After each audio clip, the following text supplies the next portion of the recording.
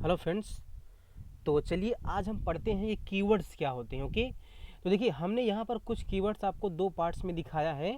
तो ये जो पहला वाला हमने यहाँ पर दिखाया है आपको कीवर्ड्स, जो कीवर्ड्स की लिस्ट है, ये वाला लिस्ट, तो ये वो कीवर्ड्स हैं जो सी लैंग्वेज में भी अवेलेबल थे। अब क्योंकि देखिए सी प्लस प्लस सी का ही एक्सटेंडेड है, तो वो सारे के सारे कीवर्ड सी प्लस प्लस में भी अवेलेबल हैं। तो ये कीवर्ड सी लैंग्वेज में भी थे और सी प्लस प्लस में भी अवेलेबल हैं।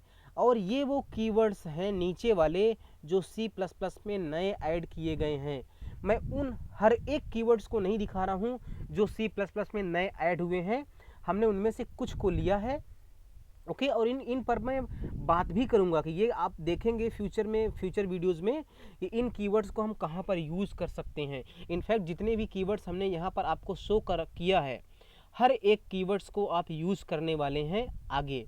ओके, तो कीवर्ड्स बेसिकली होते क्या हैं कि कीवर्ड्स वो एक रिजर्व्ड वर्ड होते हैं जिनका मतलब कंपाइलर को पहले से ही पता होता है।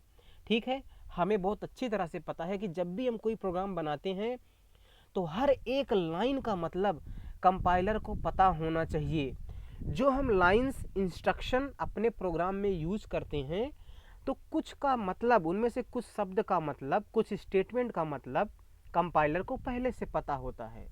जिनका मतलब कंपाइलर को पता नहीं होता है, उनको हम इन्हीं कीवर्ड्स का यूज़ करके कंपाइलर को बता देते हैं, है ना। जैसे अगर हम कोई वेरिएबल बनाते हैं, लेट से वेरिएबल बनाया हमने n, तो हम क्या कर सकते हैं, इंट का यूज़ करके वेरिएबल को डिक्लेयर करते हैं। तो जब भी हमने इंट यूज़ किया, तो इंट हमने जो ये यूज़ किया, क्यों यूज़ किया, एक वेरिएबल को क्या करने के लिए, वेरिएबल को बनाने के लिए। तो जैसे ही हमने लिखा इंट n, तो अब n वर्ड का मतलब, n शब्द का मतलब, n वेरिएबल जो हमने बनाया उसका मतलब कंपाइलर को पता चल गया, है ना। और फ्यूचर में कंपाइलर को उसका पता चल गया, तो इसलिए जब फ्यूचर में उस वेरिएबल को हम कभी भी अपने प्रोग्राम में यूज़ करेंगे तो कोई एरर नहीं आएगी। अब अगर हम बिना वेरिएबल को डिक्लेयर किए हुए उसे हम यूज़ करेंगे, तो ऑब्वियस सी बात है जो हमारा कंपाइलर है वो एरर थ्रो करेगा कि ये चीज़ आपने डिक्लेयर नहीं की है, ये अननोन है हमारे लिए। तो हमें एरर पकड़ में आ जाती है और हम फिर से उस एरर को क्या करते हैं, दूर करते हैं, हम डिक्लेयर करते हैं। तो एक बात आप ध्यान में रखना कि जब भी हम कोई भी स्टेटमेंट, वेरिएबल या कुछ भी प्रोग्राम में करते हैं, उनमें हर एक वर्ड, हर एक स्टेटमेंट का मतलब कंपाइलर को पता होना चाहिए, है ना। तो ये कीवर्ड्स हम यूज़ करेंगे अपने प्रोग्राम में, और कहाँ यूज़ करेंगे वो मैं आपको बताऊंगा। तो कीवर्ड्स बेसिकली एक रिजर्व वर्ड होते हैं जिनको हम as a variable name use नहीं कर सकते। जैसे अगर मैं, मान लीजिए मैं एक इंटीजर टाइप का वेरिएबल बना रहा हूँ, और क्या मैं उसका नाम मैं यूनियन रख सकता हूँ, UNION, यूनियन रख सकता हूँ, नहीं रख सकता। यूनियन मैं क्यों नहीं रख सकता, क्योंकि यूनियन एक रिजर्व्ड वर्ड है यहाँ पर, जिसका मतलब कंपाइलर को पहले से पता है। तो यूनियन जब भी हम अपने प्रोग्राम में यूज़ करेंगे, उसका एक अलग ही मतलब है जो कंपाइलर को पता है। तो कंपाइलर उस वर्ड को ना उसी हिसाब से रिजॉल्व करेगा, है ना।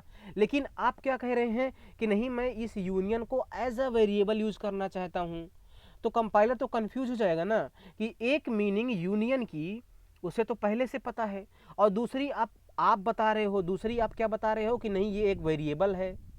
तो कन्फ्यूजन तो हो जाएगा ना। तो कंपाइलर कन्फ्यूज में चला जाएगा कि भाई हम इस यूनियन वर्ड को किस वाले डिफिनेशन के हिसाब से यूज करें, जो हमको पहले से पता है उसके अकॉर्डिंग यूज करें, कि जो आपने बना दिया उसके अकॉर्डिंग यूज करें। तो ये जो कन्फ्यूजन क्रिएट होगा तो एरर जनरेट हो जाएगी। ठीक है, तो आई होप आपको समझ में आया होगा दोस्तों कि ये कीवर्ड्स क्या होते हैं। और फिलहाल अपने अगले वीडियो में हम देखने वाले हैं कि किस तरह से हम आगे प्रोसीड करते हैं, सी प्लस प्लस को पढ़ते हैं। Thank you so much, bye bye.